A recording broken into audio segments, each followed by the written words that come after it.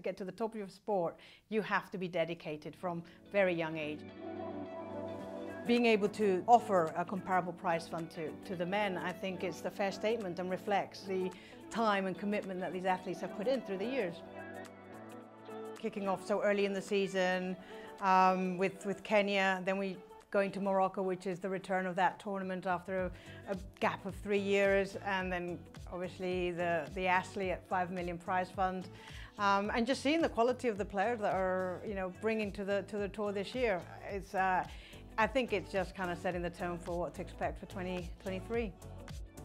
Our core purpose is very simple: is giving players opportunities to compete and make a living from competing. Being able to play for $5 million is a huge opportunity, and then the first prize of $750,000 is going to make a huge impact for that athlete. I think just also the prize fund funding partners like Gulf Saudi that also align with our objectives to give opportunities to the players and recognize that their hard work all their life is not just coming out and playing for 4 days. That's not the work. The work is all the years before that. That is comparable to the hours the men have put in. There's no difference in that. You see other tournaments looking at our schedule, looking where our prize funds are going and saying, oh, okay, we've gone from being one of the significant events of the schedule to being the smallest one. And that kind of motivates. And I think it's just a huge statement and something that we want to replicate.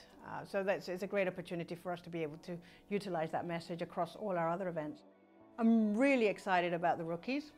Obviously last year we had a really interesting and strong class of rookies, and I think this year we'll expect the same. It's probably the strongest Q school that we had for forever and in a long time anyway, with a lot of talent coming through. The race again, it couldn't have been more exciting last year with Lydna and Meyer, and I think this year we're going to expect something very similar, and a lot of people at the top there fighting for that race to Costa del Sol. And obviously the Solheim Cup, I think that is going to be, as always is, a really special event. There'll probably be some new faces in the team, no doubt, and it will probably be the strongest team that we've had so far. European players in the last year and a bit now have really performed both on the LET and the LPGA. They're high ranked in the world rankings. So I think it's going to be again an amazing competition, and again it will be exciting. I'm not biased, so I can't kind of say, but I think Europe has a good opportunity. What do you think has been the most important factor of how the LET has developed over the last 3 years, say? Taking it back to basics, the opportunity of working with the LPGA, realigning our objectives, which we stripped it back and took it back to just simple objectives, which is more tournaments, more prize money, and more playing opportunities. And that's kind of our commitment. That's what we want to do. So I think that's kind of just going back and being able to engage with federations, explain what the opportunity is, and get the federations engaged for their elite amateurs and involved in that transition from elite amateurs into the professional game, and seeing that we have a clear pathway for athletes to develop. I think that's been critical in I guess developing the tour. So what needs to be done to continually develop the tour? I think we're probably comfortable getting there on the number of tournaments, but keep pushing up the prize fund. And a critical element on all of that is getting more television coverage, getting more more accessible to the fans, that will also deliver to the sponsors. So that I think is kind of the next trigger that will help us take it to the next stage. My role is to ensure that we as an organization, through the various departments, work cohesively and aligned for the objectives and deliver the objectives of the tour, which is, kind of going back to the basic pillars that we're saying is, the tournaments, prize money, playing opportunities, but how does that then filter into the commercial team, the communications team, the operations, from improving the courses to player services, maximizing media opportunities and, commercial sponsorships. So kind of just aligning really all of those departments. Everyone's very, very capable, and I just kind of get all the information back to me and make sure everybody's aligned, really. I think that's the kind of the job in a nutshell. most proud of that you've managed to achieve on the administration side of the game?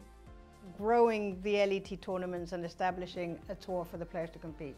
As you kind of mentioned, players, if they're not playing, they can't improve. The talent's been there, but if they don't have anywhere to play, then that is lost very quickly. Golf is a game that you need to experience to be out there to kind of, gain that kind of momentum through playing week in and week out. So if there's big gaps in the schedule, that's not going to happen. So having a consistent schedule, growing Europe was important. I'm a big fan of national opens. So kind of working with, the countries and having national opens is the way that, for the players, an opportunity, but how we get the next generation to aspire to be on tour.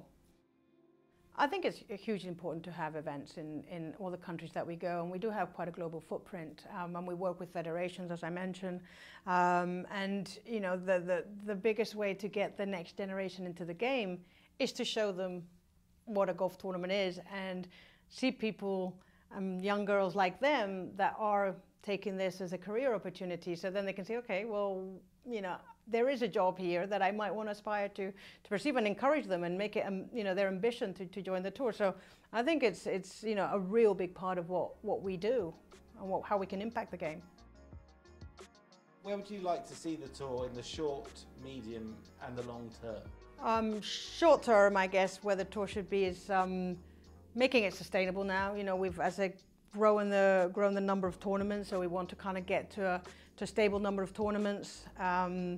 We've increased the minimum prize fund, so that's kind of a big step that we took this year. So making that kind of sustainable and maintaining our tournaments. I guess in the medium term, to the future is the same. It's just keep growing. So prize funds, I think that's the key, is to just keep putting the prize funds and growing the prize funds and playing opportunities and accessing new markets.